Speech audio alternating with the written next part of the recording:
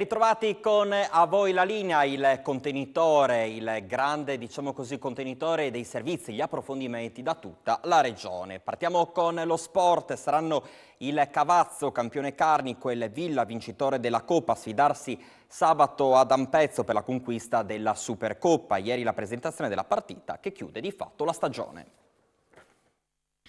Fischio d'inizio sabato alle 15 ad Ampezzo per la Supercoppa Carnia, a contendersi il trofeo, il Cavazzo scudettato e il Villa che lo scorso agosto ha vinto la Coppa Carnia. La partita sarà trasmessa in diretta da Telefriuli dalle 14:45 fino alle premiazioni. Ieri in comune ad Ampezzo la presentazione della gara che sarà diretta da Giordano Maieron, collaboratori Daniele Di Salvo, Lorenzo Vuerli, tutti della sezione di Tolmezzo. È stato il sindaco di Ampezzo Michele Benedetti a portare il saluto della comunità, ringraziando il presidente della Lega Nazionale Dilettanti regionale Hermes Canciani per aver scelto Ampezzo quale sede della sfida. Saluti anche da parte del consigliere regionale Franco Sulli, che si è augurato di assistere a un match combattuto ma leale e a uno spettacolo degno delle due protagoniste. Nel suo intervento Hermes Canciani ha rimarcato che tutte le finali, anche in ottica futura, saranno itineranti. Tornando alla sfida di sabato, ecco le sensazioni dei due presidenti. Ieri abbiamo terminato ufficialmente il campionato carnico con ben 5 giornate di anticipo. Avevamo comunque già in tasca lo scudetto, perché il gap fra la nostra squadra e la seconda classificata era di 21 punti, ma abbiamo festeggiato ugualmente ieri. Ovviamente sabato ci aspetta questo importante incontro contro il Villa per questa conquista di questa Supercoppa carnica.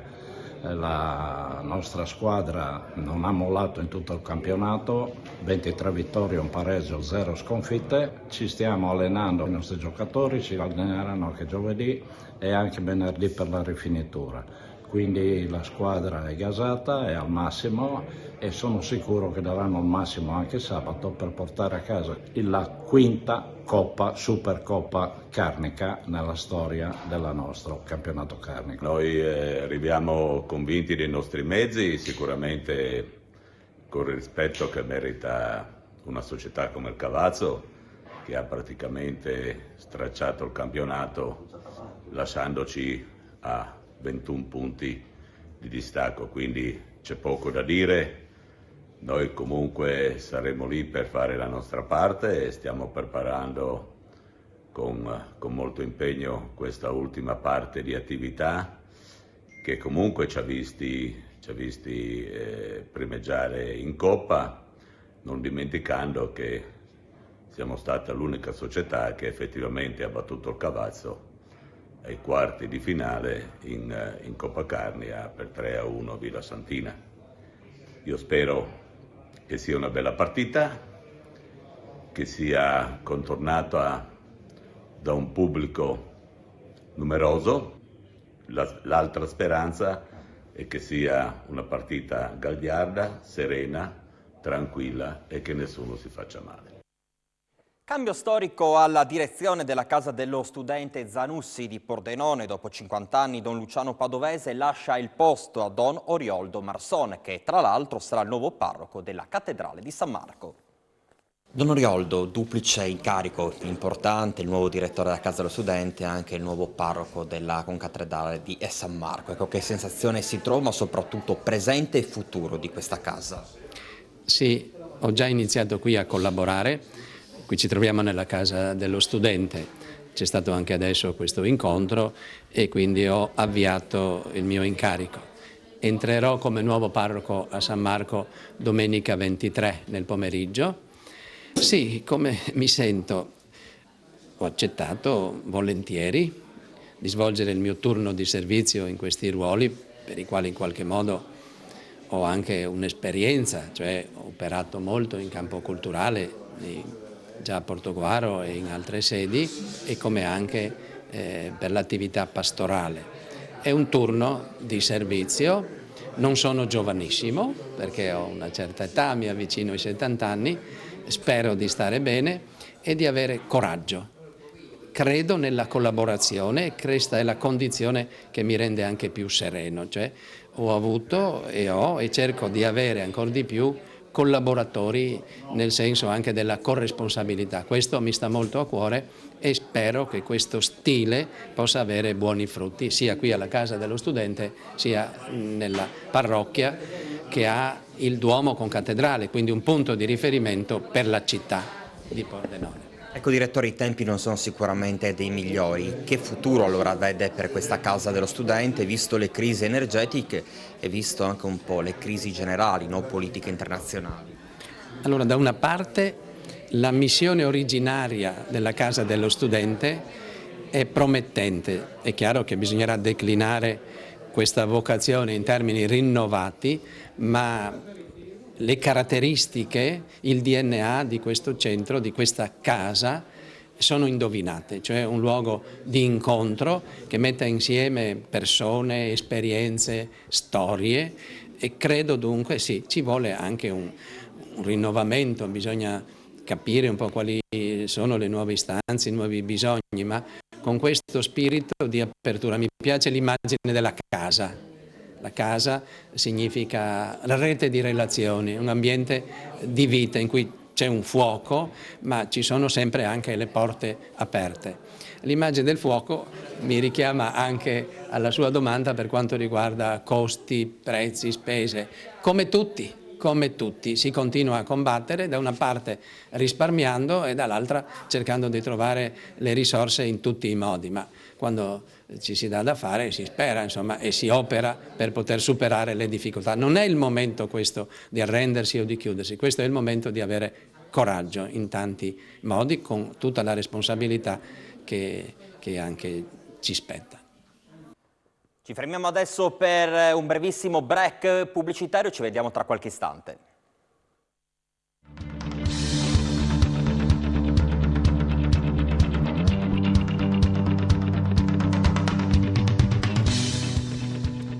Ben ritrovati dunque nuovamente in studio con A Voi la Linea. Abbiamo un collegamento subito in diretta parlando di rincaro dei prezzi, nuovi aumenti infatti sulla rete dei carburanti con le quotazioni internazionali in salita, in particolare sul diesel. Le compagnie sono tornate a muovere i prezzi raccomandati. Si parla di un aumento di 3 centesimi per il diesel. Allora vediamo com'è la situazione in regione collegandoci direttamente con Alexis Sabot che si trova assieme ad un gestore di un impianto di carburanti di Martignaco. A voi la linea. Sì, eccoci, buongiorno, mi trovo assieme a Paolo Moretto che è il titolare di questo distributore di carburante qui a Martignacco. Partiamo subito dal prezzo, 1,848 diesel, 1,648 benzina, stabile dunque la benzina, diesel aumentato in particolare in questi ultimi giorni. Sì, negli ultimi 10 giorni praticamente è aumentato di 23 centesimi, un 14% in più. E sinceramente non sappiamo spiegarcelo nemmeno noi il motivo. Abbiamo sentito tutti cosa sta succedendo in giro, però al momento c'è stato questo forte incremento di 23 centesimi in 10 giorni che non ci aspettavamo. Ecco, non ve lo aspettavate nonostante il monitoraggio continuo naturalmente dei prezzi. E poi perché solo diesel e non benzina? Anche questa è una cosa da tener conto. Sicuramente sì, però noi sinceramente non lo capiamo questo, non riusciamo a spiegarcelo. Comunque il flusso qui continua? Sì, continua, c'è stato un piccolo calo di flusso negli ultimi 4 giorni, da quando questo prezzo è aumentato così forte, diciamo, però il nostro obiettivo è quello di mantenere sempre la convenienza per rispetto dei clienti e cerchiamo di mantenerlo ancora di più con questi aumenti che ci sono stati e che ci sono tuttora. Come riuscite a mantenere questi prezzi competitivi voi nonostante appunto i rincari? Avendo un margine sicuramente basso, appunto per dare la convenienza ai nostri clienti, come facciamo poi nella nostra catena del supermercato. Quindi questo diciamo è il motivo insomma, per il fatto che continua anche a esserci un flusso di gente che viene qui proprio anche da tutte le parti, non solo da Udine ma anche da fuori. Abbiamo intervistato persone che arrivano anche da Pordenone, quindi voglio dire è sicuramente una soddisfazione, ma il calo lo avete notato in questi ultimi giorni? In questi ultimi giorni assolutamente sì, soprattutto solo nel gasolio. Ecco. La benzina agevolata, comunque la tessera, dà un aiuto? Quello dà un aiuto, poi anche l'intervento che ha fatto il governo sicuramente ci sta aiutando e speriamo che lo proroghi, come stanno dicendo, forse anche a fine tutto dicembre. Siete preoccupati, visto appunto gli aumenti continui, non solo insomma, della benzina, ma avendo anche la catena dei supermercati, anche naturalmente delle materie prime? Assolutamente sì, sono degli aumenti incontrollabili. Quello che la nostra politica come azienda Conad è quello di mantenere i prezzi più convenienti possibili per venire incontro alle esigenze dei nostri clienti, che comunque le difficoltà le hanno anche loro a casa. Continuate a monitorare i prezzi, qui ritorniamo a parlare di benzina e diesel. Prevedete altri aumenti o non riuscite a fare questa previsione? No, non riusciamo a avere queste previsioni in questo momento qui. Noi abbiamo tutti i giorni i prezzi che vanno in base al mercato internazionale, per cui lo scopriamo la mattina per il giorno seguente. Temete insomma, di vedere questi prezzi la mattina? Esatto, esatto. Quindi naturalmente è sempre una sorpresa poi spiacevole, però insomma bisogna continuare a essere competitivi. Assolutamente sì. Io ringrazio Paolo Maretto per la disponibilità, qui comunque la gente continua a fare benzina, sentiremo un po' anche da dove provengono, quindi a voi la linea. Grazie ovviamente ad Alexis Sabot. Siete luce di speranza in un tempo di disillusioni, lo ha detto ieri sera a Udine il presidente di Confcommercio Imprese per l'Italia Carlo Sangalli, rivolgendosi a lavoratori e imprenditori, quali sono andati i riconoscimenti nell'ambito della premiazione dell'economia e dello sviluppo del territorio della Camera di Commercio di Pordenone Udine. Al governo Sangalli ha indicato 3 fronti sui quali intervenire con urgenza: caro energia, inflazione e soprattutto recessione. Sentiamo un estratto del suo intervento al Teatro Nuovo Giovanni da Udine. È un grande onore essere qui stasera ad intervenire in un momento così importante e così solenne, potremmo dire, per l'economia del territorio e per le persone che la rendono viva. Diceva Jean Monnet, uno dei padri dell'Europa unita: nulla è durevole senza le istituzioni, ma anche nulla è possibile senza gli uomini. In questo caso l'istituzione è la Camera di Commercio, l'istituzione pubblica dell'economia e delle imprese, ma gli uomini e le donne siete voi, con le vostre storie, il vostro coraggio, la vostra passione, le vostre attività. Qui si premiano imprese, imprenditori e collaboratori delle imprese, promuovendo l'idea che il lavoro unisce quando crea sviluppo e si fonda sulla qualità e sulla crescita delle persone. Siete una luce di speranza in un tempo di disillusioni. Viviamo infatti uno dei periodi più difficili, per tanti aspetti, più bui della nostra storia recente. Crisi che lasciano dietro di loro macerie e cambiamenti traumatici, ma che nello stesso tempo sono opportunità, così come è stato anche ricordato da Giovanni da Pozzo, per migliorare, per innovare, per rafforzarci. Nelle ultime elezioni abbiamo osservato con preoccupazione la crescita dell'astensionismo di quasi 10 punti percentuali. Un trend che era già evidente nelle ultime tornate amministrative e che oggi è quasi sconcertante. 36% con punte di astensionismo, del 50% nelle regioni del sud. È come se in questi anni una parte del paese, la dico così, si fosse chiusa alla partecipazione, come se fosse entrate, lasciatemelo dire così, in un lockdown civico, quasi con l'idea che non si possa più fare la differenza davanti ai fenomeni globali. E serve responsabilità condivisa, soprattutto in questa stagione di grandi cesure storiche, di crisi su crisi, persino di guerra dentro l'Europa. Dopo 2 anni di profonda crisi da Covid-19, oggi inflazione e crisi energetica sono la nuova pandemia che mette a serio rischio sopravvivenza le imprese del terziario. Da qui alla prima metà del 2023, secondo le stime del nostro ufficio studi come Confcommercio, almeno 120.000 piccole imprese potrebbero cessare l'attività con la perdita di oltre 370.000 posti di lavoro. sono emergenze che si sommano alla debolezza strutturale della crescita dei consumi unita ad una eccessiva pressione fiscale che caratterizza la nostra economia. E 3 sono quindi le priorità che il nuovo governo si troverà ad affrontare da subito, anche in accordo con l'Europa. Fronteggiare l'emergenza energetica, contenere l'inflazione e contrastare il pericolo recessione. E per fare questo servono interventi strutturali, a cominciare dal cosiddetto Energy Recovery Fund, dalla fissazione di un tetto al prezzo del gas e dalla revisione dei meccanismi e delle regole di formazione del prezzo dell'elettricità. Dunque, subito, ripeto, subito, non c'è tempo da perdere, occorre sostenere le imprese sul versante del costo insopportabile delle bollette con misure legate a questa emergenza. E poi, lo ricordava prima il nostro Presidente Giovanni D'Apozzo, davanti ad una diffusa e profonda condizione di incertezza, la fiducia si ricostruisce a partire dalle comunità più vicine ai cittadini, dai quartieri attraverso ai comuni fino alla regione. E allora permettetemi un accenno al ruolo della Regione, approfittando anche della presenza dell'amico Presidente Federica.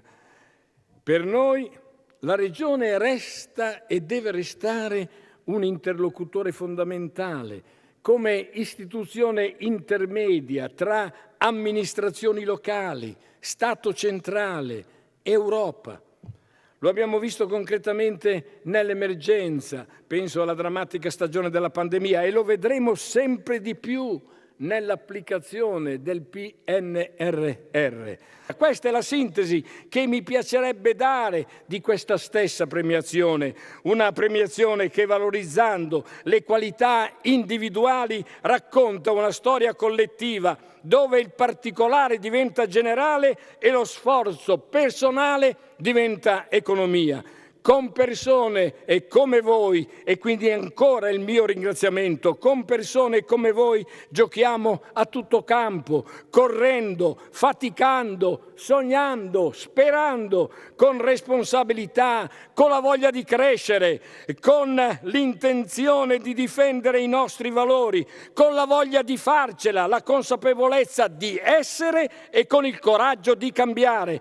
Voi siete, cari premiati, l'economia che fa sviluppo e lo sviluppo che si traduce in economia, la buona economia di cui ha bisogno il Paese. Grazie, grazie di cuore e grazie per avermi ascoltato.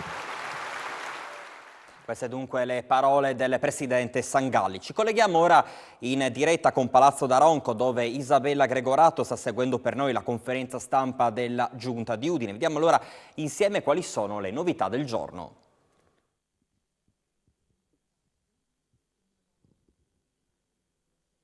Ecco, un saluto ai nostri amici telespettatori. Mi trovo qui a Palazzo d'Aronco, dove si è appena conclusa la conferenza stampa per illustrare le iniziative della Giunta. Fra le tante proposte, tra le tante iniziative promosse questa settimana dall'amministrazione comunale, dalla Giunta Comunale di Udine, maggiori sostegni alle persone che soffrono, persone in difficoltà.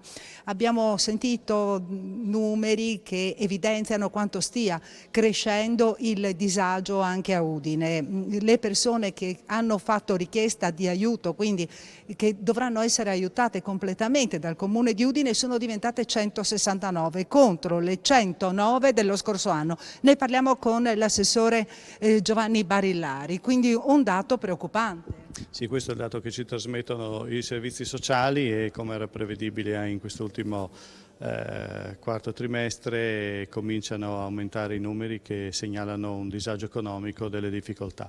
Il Comune di Udine, con fondi propri, una competenza specificamente comunale, quella del contributo economico, ha dato assistenza a casi, chiaramente nuclei familiari ovviamente preventivamente vagliati, verificata che ci fosse questa necessità dei servizi sociali, e i numeri sono quelli che ha detto lei, e sono 109 nuclei familiari che hanno avuto bisogno del contributo comunale nel 2021, al momento siamo a 161 e la spesa, per dare una quantificazione, è salita da 165.000 euro a 200.000 euro di contributo comunale per persone che sono in difficoltà. Un altro dato interessante è quello che riguarda le bollette, temiamo di essere solo all'inizio, 10.000 euro di contributi per il pagamento delle bollette nel 2021, 35.000 euro nel 2022 ad ora. Questi sono dati che dimostrano quello che tutti temiamo, che si stia configurando una situazione di disagio economico cui comunque i servizi sociali possono far fronte e dare sostegno anche con altre misure. In coda mi permetto soltanto di citare uno dei modi che anche indirettamente possono aiutare le famiglie, quello ad esempio dei trasporti pubblico locale, cioè fino a 7.500 euro di ISEE il Comune paga completamente l'abbonamento a tutte le linee, da 7.500 a 10.000 euro di ISEE. Il Comune paga integralmente l'abbonamento a una linea urbana. Noi pensiamo che anche questa possa essere una forma di aiuto e sostegno per contrastare l'aumento delle spese generalizzato a cui si trovano dover far fronte le famiglie.